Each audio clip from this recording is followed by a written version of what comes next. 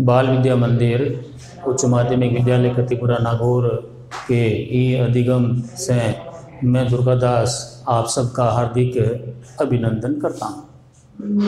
विषय विज्ञान क्लास 8 धातु और अधातु में हम धातु की ऑक्सीजन के साथ अभिक्रिया पढ़ रहे हैं। लोहे के बारे में, लोहा ऑक्साइड की जो अभिक्रिया है वो हमने पढ़ ली है।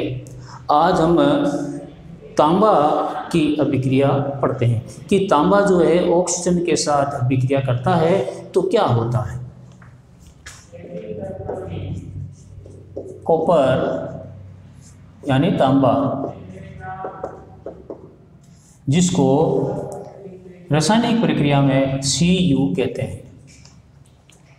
रासायनिक नाम इसका Cu है, रासायनिक प्रतीक कह सकते हैं।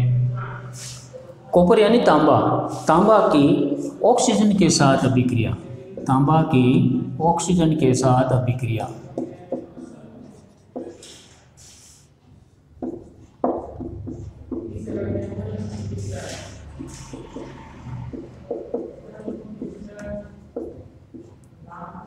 तांबे यदि ऑक्सीजन के साथ अभिक्रिया करता है तो क्या होता है।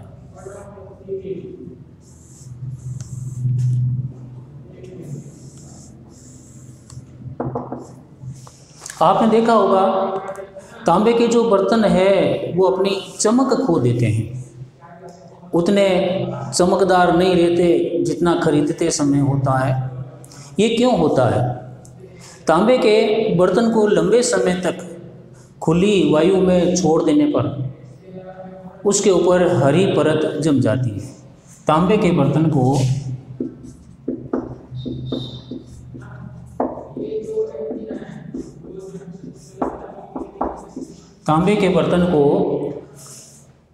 लंबे समय तक नम वायु में खुला छोड़ देने पर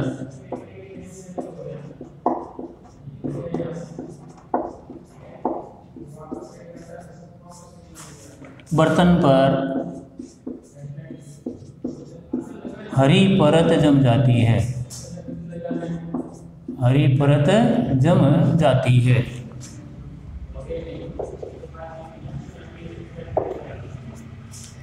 हरी परत जमने के बाद में तांबे के बर्तन अपनी चमक खो देते हैं। तांबे के बर्तन अपनी चमक खो देते हैं।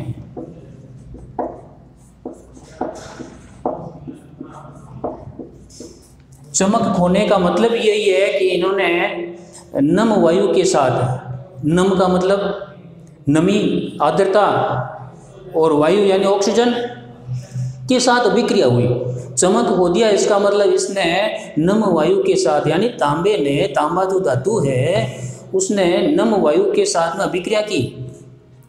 ये हरा पदार्थ जो है वो कॉपर हाइड्रोक्साइड है। ये है हरा पदार्थ कॉपर हाइड्रोक्साइड कहलाता है। ठीक है, ये हरा पदार्थ कॉपर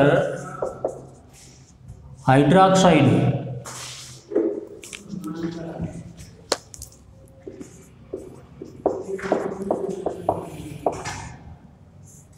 कहलाता है।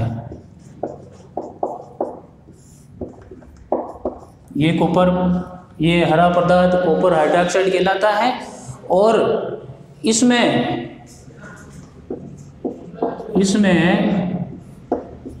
कॉपर कार्बोनेट का मिश्रण भी होता है। इसमें कॉपर कार्बोनेट का मिश्रण भी होता है।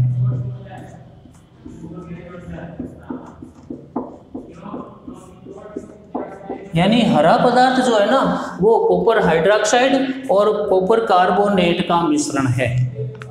इसकी रासायनिक अभिक्रिया, रासायनिक अभिक्रिया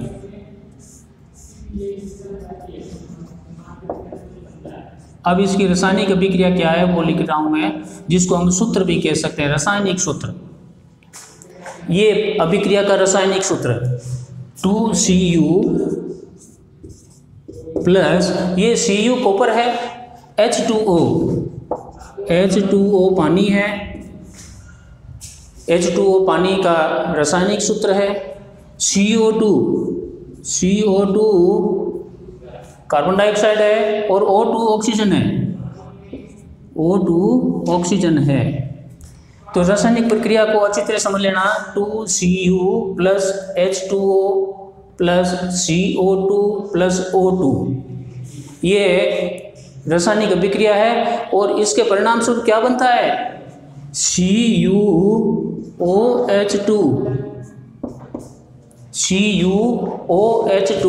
और Cu प्लस CO3 बनता है। ठीक है, अब यहाँ पर ध्यान दीजिए, ये दोनों का मिश्रण है, ये दोनों मिलाकर कॉपर हाइड्रोक्साइड और कॉपर कार्बोनेट कहलाता है। ये जो सूत्र है, ये वाला कॉपर हाइड्रोक्साइड है और ये वाला जो सूत्र है वो है कॉपर कार्बोनेट। क्या है? Copper carbonate. कार्बन का भी इसमें थोड़ा मिश्रण होता है, कॉपर कार्बोनेट है, इसमें कार्बन का भी थोड़ा सा मिश्रण है। तो रासायनिक अभिक्रिया 2Cu कॉपर प्लस H2O जल है, CO2 वातावरण से कार्बन डाइऑक्साइड है और O2 वातावरण से ली हुई ऑक्सीजन है। ये पूरी जो प्रक्रिया है वो नम वायु है, नम वायु, यानी जो हमने बताया था नम वायु में खुला छोड़ देने पर ये पूरी प्रक्रिया जो है, ये पूरा सूत्र जो है वो नम वायु का है। इससे बनता है CuOH2 plus Cu plus CO3। ये रासायनिक प्रक्रिया कहलाती है, रासायनिक अभिक्रिया कहलाती है। धातु जो होते हैं वो धात्विक ऑक्साइड बनाते हैं। धातु के ऑक्साइड सामान्यतः क्षारीय प्रकृति के होते हैं। धातु के ऑक्साइड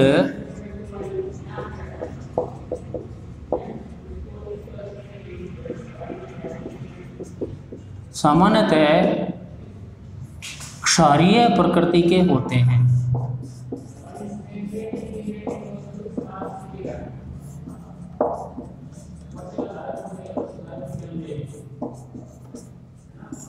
आपने पिछली कक्षाओं के बारे में अम्ल, क्षार और लवण के बारे में पढ़ चुके हैं।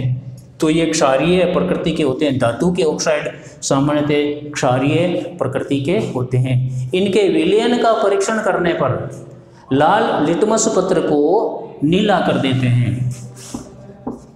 इसका विलयन परीक्षण करने पर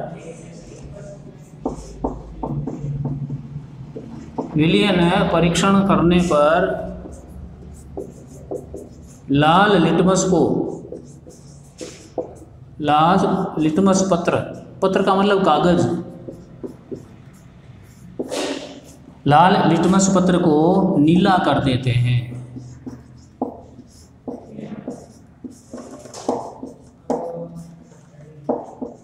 क्षार जो होते हैं वो लाल लिटमस पत्र को नीला कर देते हैं।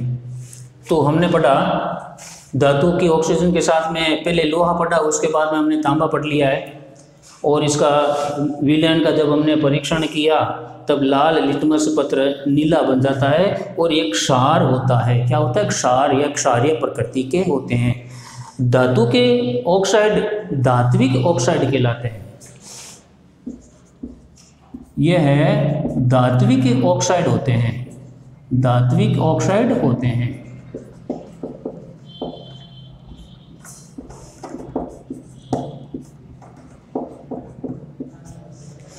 तो आपको अच्छी तरह समझ में आ गया होगा। तो अब हम पढ़ते हैं ए धातु की ऑक्सीजन के साथ अभिक्रिया। ए धातु की ऑक्सीजन के साथ अभिक्रिया, ऑक्सीजन के साथ अभिक्रिया।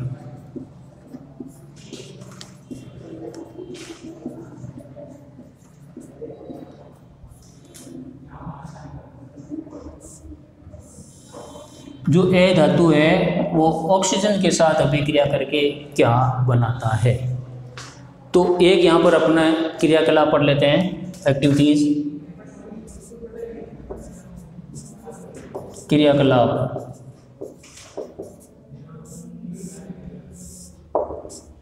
सल्फर जो है वो ए धातु होती है, सल्फर ए धातु होती है। उसका यहाँ पर आप चित्र ध्यान से देख लीजिए, ये उद्दन चम्मच है। यदि ये उद्दन चम्मच उपलब्ध नहीं हो तो किसी भी बोतल का ढक्कन लेकर उस ढक्कन के चारों तरफ तार लपेटकर, 2 तार आपस में लपेटकर आप उद्दन चम्मच बना सकते हैं। ठीक है, इस तरह का उद्दन चम्मच घर में भी जब तेल निकाला जाता है, जिसको टीपरी कहते हैं, ये टीपरी जो होती है वही उद्दन चम्मच होता है। ये उद्दन चम्मच इस जार के अंदर रहता है। इस उद्दन चम्मच में ही सल्फर है, इस उद्दन चम्मच में ही सल्फर चूर्ण है, सल्फर चूर्ण, सल्फर का चूर्ण है उद्दन चम्मच के अंदर, जिसको हमने गर्म किया है। पहले गर्म किया, पहले इसको अंदर सल्फर रख कर गर्म किया। तो इसकी जो क्रियाकलाप है वो मैं यहाँ पर लिख रहा हूँ। सल्फर चूर्ण की कुछ मात्रा को उद्दन चम्मच में लेकर गर्म करें। सल्फर चूर्ण की मात्रा को उद्दन चम्मच में लेकर, उद्दन चम्मच में लेकर गर्म करें।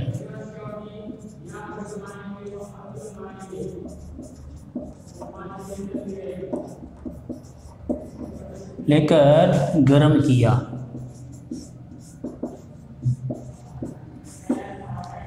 उद्दन चम्मच आपको मैं बता चुका हूँ, ऊपर से पकड़ते हैं, ठीक है, ऊपर तक गर्म नहीं होता। इस उद्दन चम्मच के अंदर हमने सल्फर की चूर्ण की मात्रा डाली है, इसको गर्म किया। बाहर गर्म करने के बाद में अंदर डाला जार के अंदर, ये जार है प्लास्टिक का या कांच का, उसको अंदर डाला।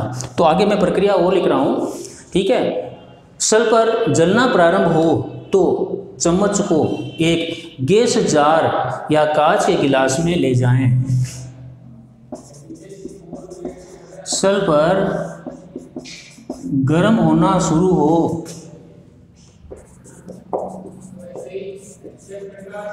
हो तो चम्मच को गिलास या जार में ले जाएं। ले गए।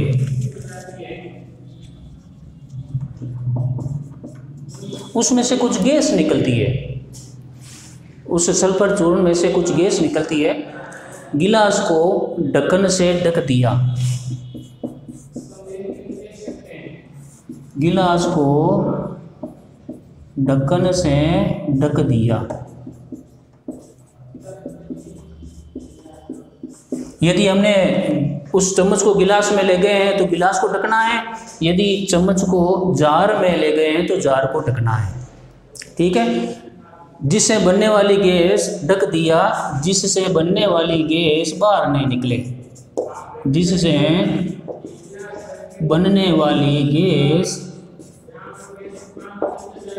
बाहर नहीं निकले, बाहर नहीं निकले। गैस को बाहर निकलने नहीं देना है। कुछ समय बाद चम्मच को हटा लिया। कुछ समय बाद चम्मच को हटा लिया।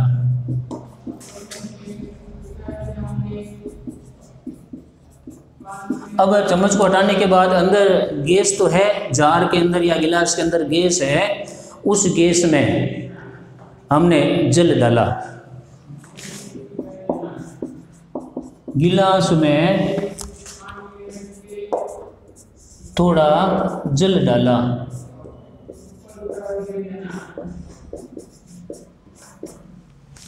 जल डालने के बाद में ये जो गैस है, ये गैस मैं बता देता हूँ कौन सी है। ये गैस सल्फर डाइऑक्साइड है। यह गैस सल्फर डाइऑक्साइड है।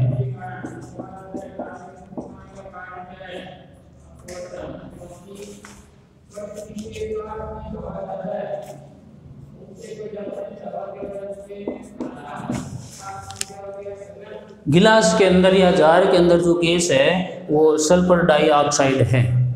तो इस गैस को जल में विलय करने पर, इस गैस को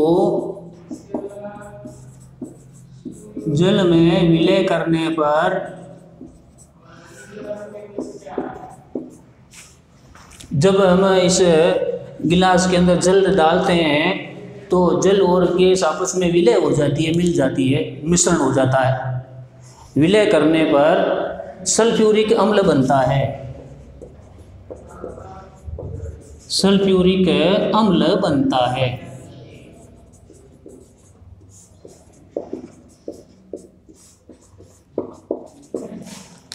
इस गैस को जब हम जल में विलय करते हैं तो सल्फ्यूरिक अम्ल बनता है। तो इसका रासायनिक अभिक्रिया मैं यहाँ पर लिखाऊंगा। इस विलयन का लिटमस परीक्षण किया। इस विलयन का लिटमस परीक्षण किया। लिटमस परीक्षण किया।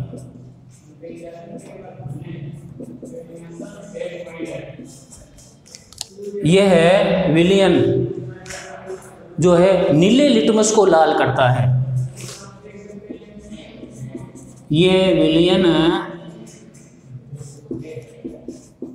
नीले लिटमस को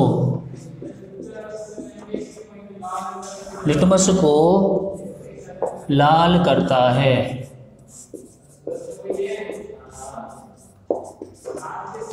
सल्फ्यूरिक अम्ल बनता है। इसका मतलब अम्लीय प्रकृति है। क्या है? अम्लीय प्रकृति। ए धातुओं के जो ऑक्साइड होते हैं अम्लीय प्रकृति के होते हैं। ए धातुओं के ऑक्साइड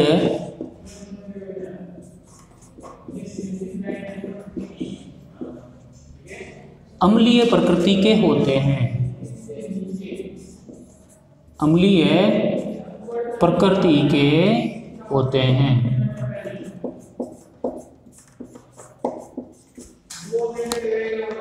इसका मैं रासायनिक अभिक्रिया यहाँ लिखाता हूँ। सल्फर डाइऑक्साइड का और अपने सल्फ्यूरिक अम्ल SO2 अभिक्रिया है।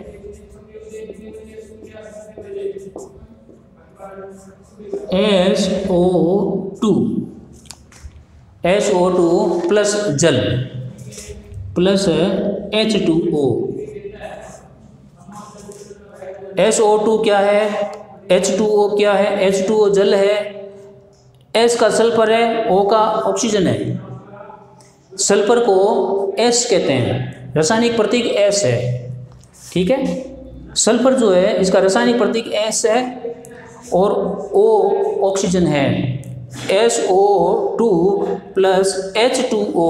यहाँ पर बड़ी ABCD क्या है, ध्यान रखना, छोटा नहीं है। सल्फ्यूरिक अम्ल बनता है। क्या बनता है? सल्फ्यूरिक अम्ल। सल्फ्यूरिक अम्ल का जो है H2SO3। H2SO3 ये सल्फ्यूरिक अम्ल है। सल्फ्यूरिक अम्ल है। अपने पढ़ा था यह गैस सल्फर डाइऑक्साइड है। ये सल्फर डाइऑक्साइड है जो सल्फर को गर्म करने पर बनी। ये पानी मिलाया, H2O मिलाया तो ये सल्फ्यूरिक अम्ल बन गया। तो यहाँ पर देखिए चित्र में, पहले हमने उद्दन चम्मच में सल्फर चूर्ण लिया। इस चूर्ण को बाहर ही गर्म किया। गर्म करने के बाद में जब गैस बननी शुरू हुई तब हमने इसमें जार के अंदर उस गैस को इकट्ठा किया, ढक्कन ऊपर ढक दिया, चम्मच अंदर डाला, ढक्कन ढक दिया, अंदर गैस इकट्ठी हो गई। अब वो गैस कौन सी है? यह गैस सल्फर डाइऑक्साइड है। इसके अंदर, इस जार के अंदर सल्फर डाइऑक्साइड गैस इकट्ठी हो गई और इस सल्फर डाइऑक्साइड गैस के अंदर हमने पानी मिलाया। पानी मिलाने के बाद में ये सल्फ्यूरिक अम्ल बन गया। ये इस गिलास के अंदर सल्फ्यूरिक अम्ल है। सल्फ्यूरिक अम्ल का रासायनिक सूत्र H2SO3 है। तो बच्चों, इसको आपके लिए ये एक तरह का नया अध्याय है। आगे आपका बेसिक बनता है, आगे की क्लास के लिए ये आपका एक बेसिक है। इसको अच्छी तरह से पढ़ना है और अपनी कॉपी के अंदर लिखना है चित्र सहित, ध्यान रखना। धन्यवाद।